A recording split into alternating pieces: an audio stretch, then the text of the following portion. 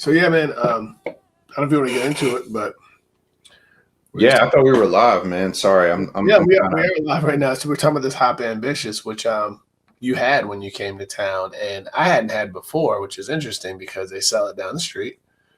Yeah, It's from Oliver Brewing Company out of Baltimore, which I was pleasantly surprised to know they had made so many good beers. They have quite a few. I like the BMore Hazy. That's a good, like, kind of real quick go-to 6-pack. They do a lot of their stuff in cans out here, so I have yet to go to their tasting room, but it's definitely on the agenda.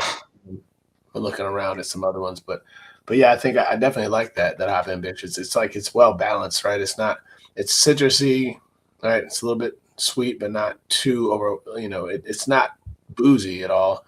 It has a nice smooth feel to it, like it's a little creamy. Like I could drink this a lot, like regularly. yeah. I think that's one of the things that we're always kind of talking about, like the balance of it. Just based on, I feel like we have similar palates, man, in terms of like, the crafts that we drink, man. Like, we kind of like hazies, we kind of like a citrusy, definitely an IPA that can be double, triple, quad, whatever it may be. But that balance is always key. And yeah, I agree, man. When I was up there, I guess that was over Father's Day weekend, Juneteenth weekend. City was buzzing, man. It was nice to kind of come up on that one, man. Is Hop Ambitious, man. They did a really good job with that one. I think the BMore Hazy. It's funny. I was expecting the BMore Hazy to be more like what Hop Ambitions, the name. Like for some reason, I was thinking that one was going to be more like what I thought Hop Ambitions actually was. That makes sense. Yeah. But yeah, both solid. I like the Hop Ambitions a little more. Yeah, I'd say the same too. And we were just speaking on the BMore Hazy. I mean, like I said, it's definitely a little more like I don't know. To me, it wasn't as fruity. A little bit more mellow. Very drinkable, right? And it's an 8, which Hop Ambitions is. It's an 8 as well. It's a little different flavor. I think it's just not as fruity to me, but a solid one. It's decent. I mean, it's also a little less pricey. You get a 4-pack. I don't know if it's less pricey. I guess you get a 4-pack of tall cans instead of a 6-pack of shorter ones, so it's a little more beer. A little cheaper. I mean, it made sense for me. I looked at BMore Hazy as kind of like maybe their staple, and I don't know. Man, I apologize for not knowing it. I feel like BMore Hazy was kind of like their, kind of their baseline, and Hop Ambitions was a little more like they took a little more risk. They got a little more dankier, and which is what I can appreciate. I think that's one of the things about, it kind of comes with the turf with craft beer. They have the ability to be a little more riskier when it's less mainstream, and they know their audience, and they know that they can take those risks. And I think that's kind of the cool thing about craft overall, But yeah, Hop Ambitions was dope. BMore Hazy, solid, Yeah, both good beers, man. So I know you've been getting into some new stuff lately. What are you drinking on right now? Yeah, man. So you guys know I'm down here in Tampa. I don't know if you can see this, but this is a Crowler that I recently got from Jug and Bottle, Tampa Bay area. These guys are located in what they call Seminole Heights, but it's basically I think it's like north or whatever of Tampa. I'm still learning this terrain, but Jug and Bottle, man, and shout out to like dope bottle shops all over, man, because they play such I feel like a vital role, man. So Jug and Bottle here in Tampa is picked up a couple kegs from the Vale Brewing Company in Richmond. And, if you're following what's going on in Richmond or craft beer in general, Richmond is just turning into one of those like meccas, maybe meccas too soon. But you know what I mean? Like you can go on a tour in Richmond of, I think maybe close to like 30 craft brewers. It's like 30. It's like 20. It's like 25 plus easy for sure. And I don't know where that came from. I don't know. I got to take a late pass on that because I've been to Richmond maybe like 10 times in my life, but I never knew that it was that you know, saturated in the best kind of way, you know, in terms of craft beer. And it's just like dope area. But the cool thing about Jug and Bottle is, you know, these guys are knowledgeable. I went in there and talked to a guy named Thomas, man, and just really just was trying to get in and out, and wound up talking to Thomas for about maybe 30 to 45 minutes about different spots, man. And I think that's the cool feature of like a nice bottle shop, man, that you can kind of support that's in your area, man, because they're looking for good stuff. They'll go out and they'll try to find it. And these guys definitely, man, we got to tip our hat to them because they're doing a great job. They've got about 4 or 5 taps. They've even got like, they got a kitchen in there, man. They got a vegan kitchen in there where they, you know, that area that they're in is kind of trendy and real hipster kind of like, which is not a negative connotation by any means, but man, they just know what they like. They got a good kitchen and they got tons of good bottles that you can go in. So long story short, I got this from Jug and Bottle. They wrap their Crowlers too, some cool artwork. And this is the Veil Brewing. This is a Crucial Taunt. This is a, they label everything. This is a 8% ABV. You know, it's basically, it's an IPA. I think it's a New England IPA that the Veil made, brewed up. It's been around for a while. I just found that out on Untapped, and yeah, man, it's solid. The first time I've had it, but several people that I know have had it, and they love it, man. It's a solid Crowler, man. Solid IPA. Yeah, highly recommend it. Word. Good stuff, man. So yeah, there's a few others I've been jumping into actually. So I think it's another Otis one. I mean, it said Otis Oliver. I say Otis. It's Oliver. For some reason, I see that. Oh, I'm thinking like, oh, there goes Otis with that beer. Now, this is the Maryland, DC. It's West Coast. I mean, I think you and I both agree. I mean, I'm not a huge West Coast fan. I mean, it tends to. I like West Coast if it's done right, but sometimes I find that. Maybe it's a little more subtle, but this is decent. I didn't like it still as much as the Hop Ambitions. I still think that's one I would choose above it, but a decent one, you know.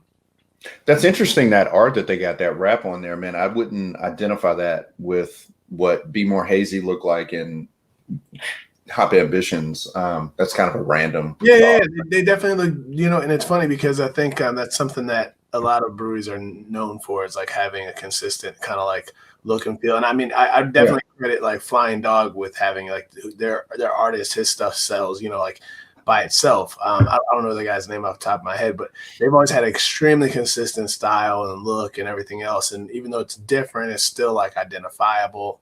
Right. It's weird. I mean, it's cool. I like each one individually, but there's definitely not like a thread, you know? Yeah, exactly. Yeah.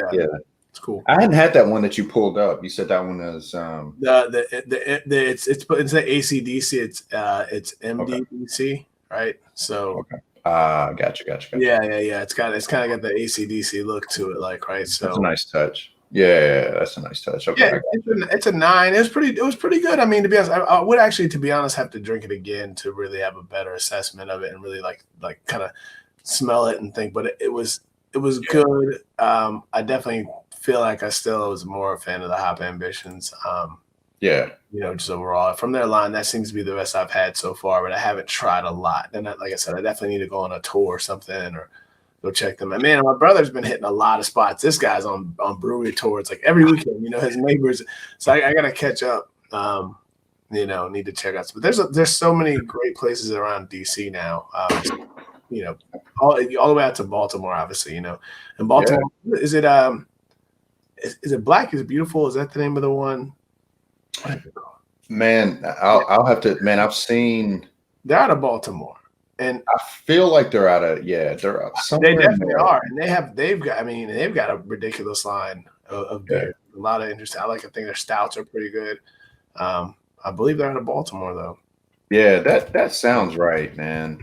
I actually got one of their glasses when those things came out. But yeah, let me actually do a little research on that, because I've drank too many of theirs to not know that. Yeah. It's just, I mean, it's kind of like the dynamic of the craft world, man. There's so many good ones that are out there. You're never at a loss of, you know, a good talent pool or talent brew, man, of just a bunch of it's good not beer to try. You know what I mean? So And they're popping up like crazy everywhere. I think it's become like the city thing. And I think even like you were mentioning how Richmond, I mean, you know, I still have yet to do that big tour, but I remember sending you links to it because I was told about it. yeah. Bill was saying, he was like, yeah, I think Richmond, like they put like a bunch of these breweries, like, you know, have like representation in one area, or you can take a whole tour. I don't know if they have like tasting rooms near each other or something, but I do know that they've really been intentional about like building like this craft brew kind of culture and like this little world where you can go see it all in one shot or have the ability to see it, which is that's awesome. You know, you don't get that everywhere. Yeah, man. I mean, that's the thing. It's like they get it. You know, somebody's getting it. Maybe it's not they, but somebody got it. Yeah, somebody got it, because it's like, yo, they're definitely, you know, and it's just kind of one of those dynamics. It feels like a no brainer, because the cool thing about craft, like that environment, man. Typically, if you're in the right one, man, you'll get a lot of people who really enjoy beer, but they enjoy being around. I don't know, man, just good vibes, man. You'll wind up hearing some good hip hop. You know, there's typically always some good music going, which is attractive to me. Sometimes it'll be a spot, and it doesn't have to be hip hop. It just has to be a good vibe, man.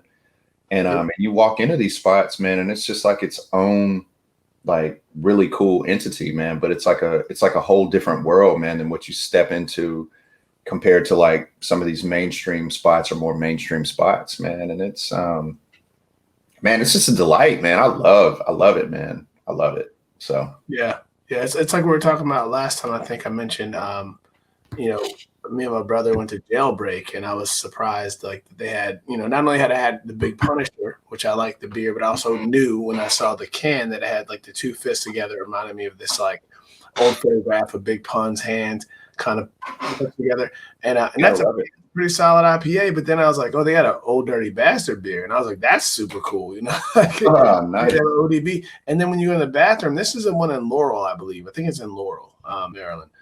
But when you go in the bathroom in the restroom, they actually had stencil art of both artists in the men's room, which is like, okay, like that was kind of cool too. You know, it's a whole vibe. You know, it was a small place. I haven't been back in years, but you know, food trucks only. You know, just picnic tables inside, shuffleboard, and like pool, and that was it. And beer. That's it. You know, super super minimal. You know, I think it was in like a warehouse building. You know, like like a janitorial service or some you know, like, and I think that's the thing we talked about too. How interesting it is that that's it. Are they out of Baltimore? Man, okay. So here's the thing. Sorry, not to cut you off there. No, it's cool. Yeah, it's a okay, it's a collaborative effort. I'm just going to read this right off the website. Collaborative effort to raise awareness for the injustices people of color face daily, and raise funds for police brutality reform and legal defenses for those who have been wronged. So it's more so a collection of breweries that are, you know, kind of supporting the cause, man, which is actually I don't know, man, a glimmer of hope, man. It feels good. Feels good. I wonder if the beers they put out are under that name, but they're actually like different beers contributed from different breweries, or if they all kind of gotten together and say, hey, we're going to do this, or, you know, like this particular style. Because I've had a few, you know, I've definitely had a few of theirs. And I think maybe it's like just distribution when you look on a can, right? Like, say a few different cities, but maybe that's not where it's centered out of. Yeah. So, yeah, I think when I saw Baltimore, it was on a can because that's where it's probably closest distributed out of or something like that, right? Yeah, man. And I mean, I feel kind of silly not knowing this, but yeah, I mean, right when I read that, it was like, yeah, because I've had it from multiple breweries. So typically what I'm drinking is like, it would be like a porter or a stout, you know what I mean? And just given obviously Black is Beautiful, the color of the beer itself, I think that's what they're looking at. But yeah, it's just it's a collaborative effort among the community, the craft beer community, and the customers, and they're just trying to bring awareness, man. And basically what they do is they donate, and I'm reading this again, donate 100% of the beer's proceeds to local foundations that support, you know, police brutality reform and legal defenses for those who've been wronged, so on and so forth.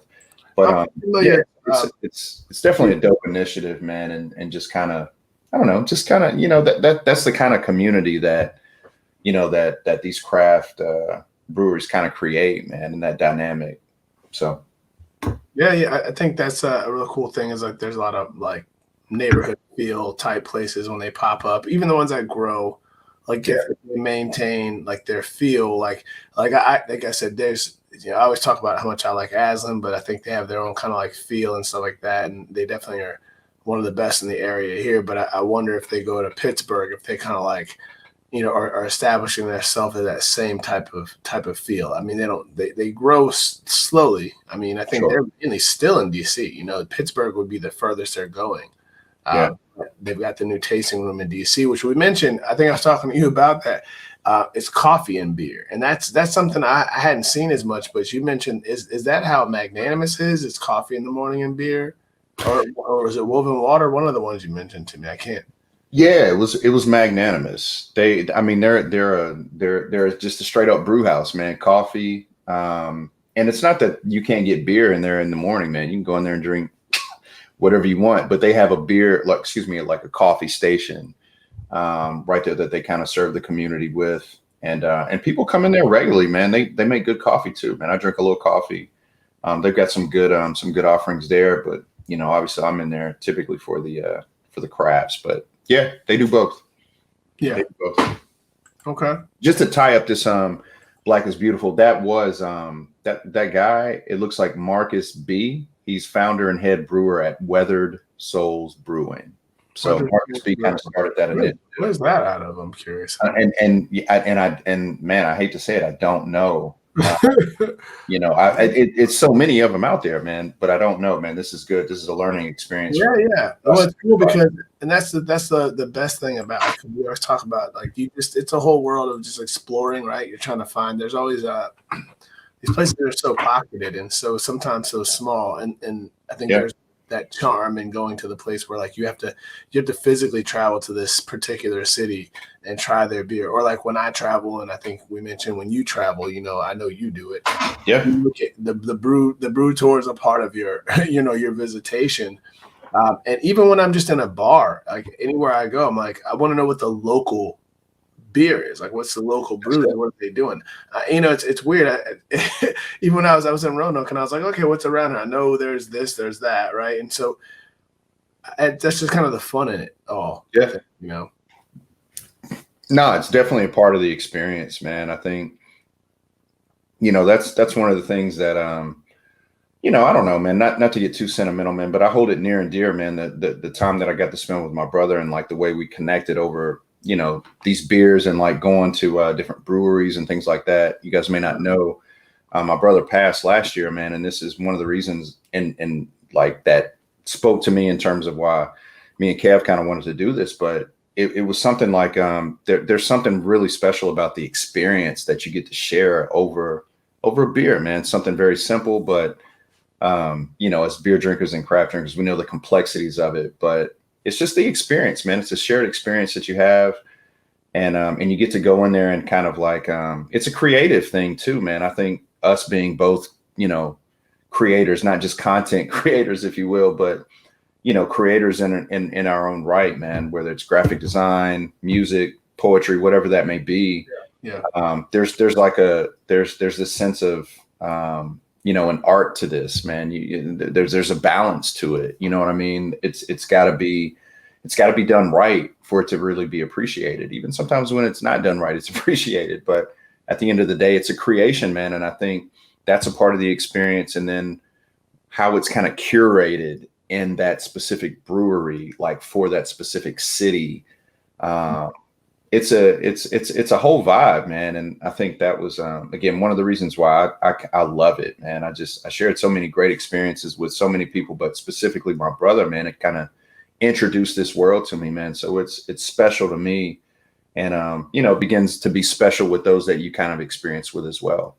Oh, for sure, man. I mean, it's funny because I think we just had a cookout at my mom's house, and I'm one of those people, like, I claim credit. I always talk trash to my cousins and family because like I'm that guy who like was drinking craft beer and kind of introduced them to it, right? No, seriously, everybody's like, "Ew, IPAs," and I was like, "No, it's kind of what I do, right?" Yeah. But ultimately, my cousin is now a beer aficionado. My brother has always been well traveled, right? So he drinks as well. That's something that he and I share. Yeah. We've always kind of, and I'm not a liquor drinker now, but even when we were younger, we were kind of the people who would, try something and share with each other. We were, hey man, have you had this? And he was going international and visiting places where you couldn't get certain things. Or if he's in Japan, he would bring back, certain type of sake you don't get everywhere else, or in Puerto Rico, you bring back something, so.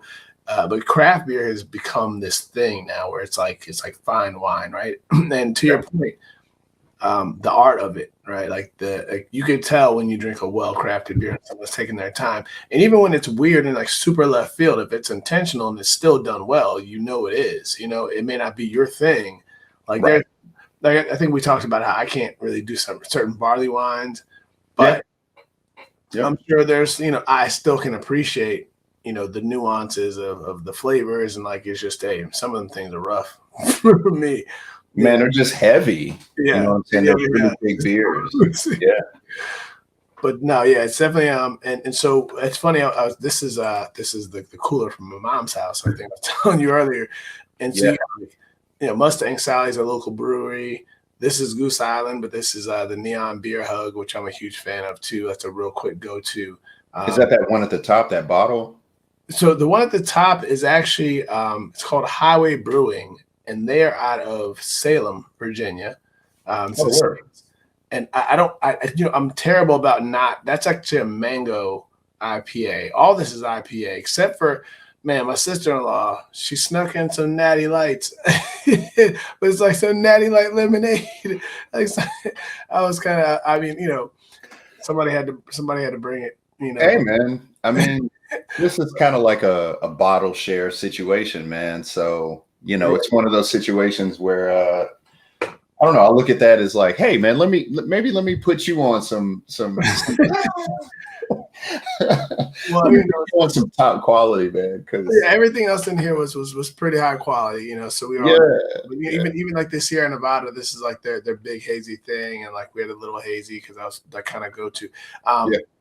And it's just quality stuff, but it was funny. I would, like I said, when you mentioned, you share that with family and friends who kind of get it.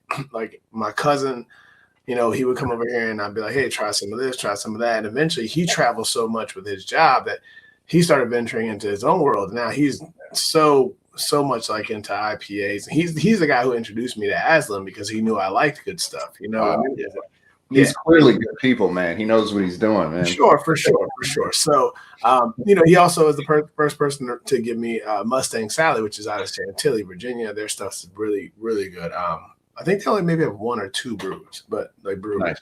But and I love that. It's distributed mostly in Virginia, like Northern Virginia specifically. You don't see it a whole lot of places. So it's kind of like one of our local greats. DC Bra is another one, which is kind of like they're local. I'm not a huge fan of all of their stuff, right? But I would say this was their Turbo Boost Multi-Ball. Nice. I tried this last weekend as well.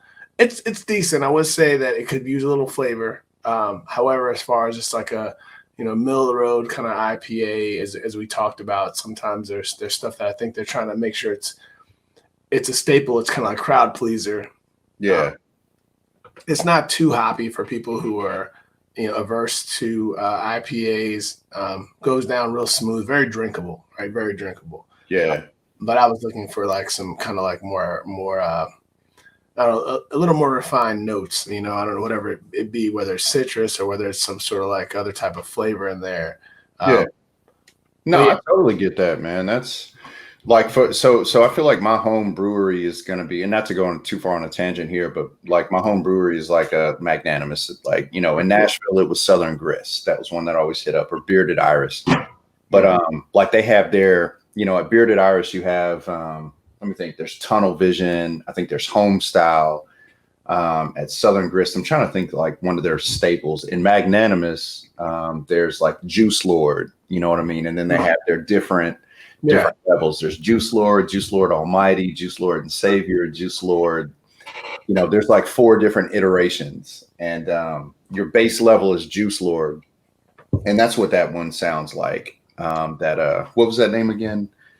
That was Turbo. So this is Turbo Boost Multi-Ball by Turbo Boost Multi-Ball. And like I said, I think it's more like it's your everyman kind of beer, right? Like if I was stepping somebody into the craft world and I wanted them to drink something, and I was like not trying to overwhelm them with too much hop or too much flavor, because it is an IPA, right?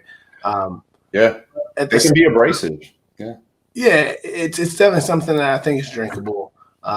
And even my wife, like, she'll try a little sip of certain types of beer just because, you know, I'll tell her, hey, this one's a little fruitier, like, especially because when she started seeing us buying so much crazy stuff from Aslan and, you know, and certain other breweries, like, and they kind of are experimental and bold, like, she just wanted to see what we're talking about. And, you know, so she could drink this. Like, I think it's mild enough, right? It's not. But, I don't want to knock it.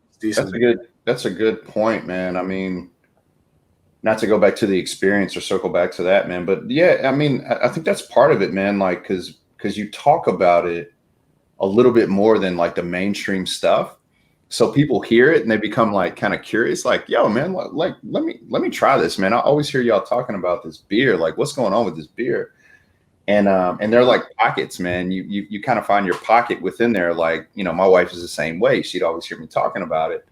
And then we introduced kind of like sours to her. Like, she hates Yeah. She hates stouts, you know what I mean? But the sours she can mess with, like a mango sour, like even a barrel aged sour, like, wow, you know, the fruitier, but she likes sours, you know what I mean? Yeah. But she can't drink a ton of them, and personally, I can't either because they'll mess up my stomach. They're a little too sweet for me sometimes, but no, depends on the sour. Depends on the balance, you know what I mean? But yeah, it's kind of one of those things where you can, somebody who doesn't drink it, you can kind of introduce them to. For sure, like, sours are good. Sours are good like that too. To your point, I mean, because they can be a little fruitier. They're not necessarily as beery, right? Beer tasting. Or is there a word? Beery, is that a word? Like, but they don't have that beer taste to them as much. You know, they really are more like sometimes like really cool fruit drinks. Like, you know, like as for my wife who likes mixed drinks, right? And so. No, I'll never forget the first sour that I had, man. It's a brewery in the Carolinas. I think they're actually in South Carolina, but called Westbrook. And man, I mean, I'd never had a beer like that. It was it's different. Not only bitter or like tart and acidic, but it was salty. Like, it was like it literally, like, the first time I had it, immediately within seconds, I was like, I love this. This is one of the best beers I've ever had. And Westbrook is dope, man. They do a lot of different things. They're all over the spectrum. As far as like stouts, they do like a Mexican stout. I think it's called Mexican Cake.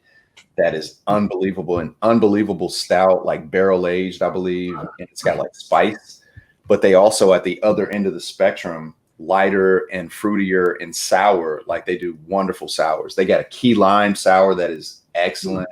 I think they got a cucumber sour that is phenomenal. Like, they're some of my best, or some of my favorite sours. So anyway, that's just a rant. I fuck with it. No, it's cool. I mean, yeah, I mean, well, you know, just about sours or just different types of beer. Just like the idea that I think that's what's really cool about the growth of the beer industry in general, right? Especially like craft.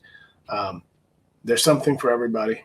Like, there's not, you know, I mean, it's really interesting that you could find people who aren't even beer drinkers, and if you know enough about just in general different types of craft beer, you can still introduce them to it, and they don't even feel like they're drinking beer, but they can enjoy it. They can still kind of partake in it. Honestly, man, my neighbor's wife, we would often, like, when I was buying stuff from Aslan, like I said, my cousin, I think we mentioned how you said your older brother was kind of like this too. Like, he was like the beer liaison. Like, he's the guy who's going and picking up good beer and bringing it back to the crew. I was the guy my cousin was meeting me with cases of beer And like, what's cool about some of these smaller places, you might get a 4-pack of this, a 4-pack of that, a 4-pack of this, but they change their menu every week, right? Aslan's like that. They change their menu every week or maybe 2 weeks. You can't get the same thing all the time, and even seasonally. So I would jump on stuff and I would bring it back here, and then my neighbors would come and buy beer from me. So I would literally like sometimes drop like $250 worth in beer. But it would be just knowing that they were like, oh man, Kev's on some stuff, man. Whatever he got, I want some of that. And I would mix them 4-packs, like I would little, and it was really fun. But it was my wife and my neighbor's wife were drinking beers that we didn't expect them to like, especially like some of them surprisingly were really heavy. I mean, they were getting 13% and, because they would have, like, I love, like I mentioned, I'm a fan of milkshake IPAs if they're done right. Yeah. And those tend to be much heavier than people think. You can have 13% because of what they able to do with milk sugars. But his wife was really enjoying some stuff that was a little rougher than I thought. But you just never know, man. I mean, these things are so well crafted that different flavors come out that you may not even like or may not taste that someone else does. Like there's an upfront taste and sometimes there's like an aftertaste or a certain beer is finished differently. And I think everyone's palate, like you said, is very different. So it changes like how you perceive the taste. It's really unique to like the person. Everyone's different when it comes to what they drink, Yeah, man. I mean, we're kind of saying it without like realizing, I think, what we're even saying, man. It's at this point, it's so, I don't know, it's so a part of the community and the beer itself. But I mean, they really are, man. I mean, these beers are really crafted. You know what I mean? Like that's why. I mean, that's why they have the impact, man. It really is, man. And I'm, and not to go on a long tangent again about art or whatever, man, but just kind of talked about. It's like how culinary, right? Like I think like I'm a person who, you mentioned both you and I, like I appreciate art, right? And I mean, you're an artist too, so you appreciate art, like. But it's how like if you recognize that food is. It's everything, right? Food it's not only like, and brewing is similar to it. It's not just art. It's science. It's like all types of things. It's probably mathematics. It's so many things go into it. And if you understand the totality of it, you can appreciate what comes out on the other end, especially when there's so many different people who have different ways of doing it, right? Yeah. That's it, man. Like, I just saw that documentary, man. I think we talked about it earlier, but that little spiel that Dave Chappelle went through, man, and he was talking about a piece of art. It was a piece of art of Lincoln, Abraham Lincoln, man. And I feel like he said it was at a hotel. Anyway, he saw it somewhere, and this was during his time where he was kind of stepping away from TV or whatever, man. But he likened it to this piece of art of Lincoln that was made out of pennies, right? Lincoln's obviously on the penny. So this artist made this piece of art from pennies. And, he's looking at it, he's like, man, how much is this? And I think the guy said it was like, I don't know, thousands of dollars, man. It was something crazy. You know what I mean? And he was like, literally sat there for a minute and was like, man, this is like $300 worth of pennies, man. Why is this so much? You know what I mean? That dude's an orator, man. It was, but I mean, in its silliness, the brilliance of what he was trying to communicate was that, man, like you can't just value art for what it is or what it costs or whatever, man. It goes far beyond that, and I think that's I don't know. Overall, if I could sum it up, man, that like I pay a little more, not only for the beer, but for the experience. For sure. No, see, and it's funny you say that because I think that was one of the things when I first started really getting into craft. Like, I think it's interesting that the way the industry was years ago, like the pinnacle of beer, like the best thing you could buy was X amount of dollars, and it was as far as beer goes, there wasn't a lot of options. I think like. You might drink a Heineken if you had access to Beck's, right? Which I was more of a fan of Beck's because I felt like it was a little different than a Heineken, right?